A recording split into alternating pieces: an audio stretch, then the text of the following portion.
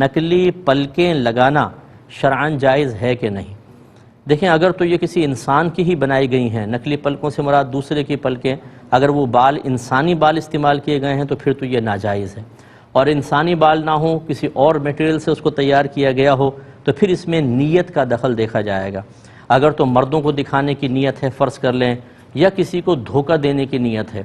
فرض کر لیں، ویسے تو عورتیں اچھی طرح پہچانتی ہیں کہ ایک چیز کو، لیکن کسی کا رشتہ آیا اور اس نے اپنے آپ کو تھوڑا بنا سنوار کر اور ایسی چیز استعمال کی کہ پتہ لگے کہ اصلی ہے، ایسے لگ رہی ہے، اور تاکہ اس چیز کو اس سے خوبصورتی بڑھ جائے اور میری رشتے ہو جائیں۔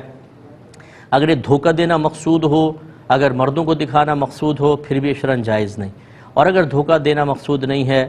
شوہر کے لیے عورت زینت اختیار کر رہی ہے، یہ اپنے لیے ہی کر رہی ہے اور مردوں کو دکھانا مقصود نہیں، عورتوں کے درمیان وہ رہے گی، تو پھر انسانی بالوں کے علاوہ کسی میٹیریل سے اگر کوئی چیز تیار ہوئی ہے تو اس کو بالکل یوز کر سکتے ہیں۔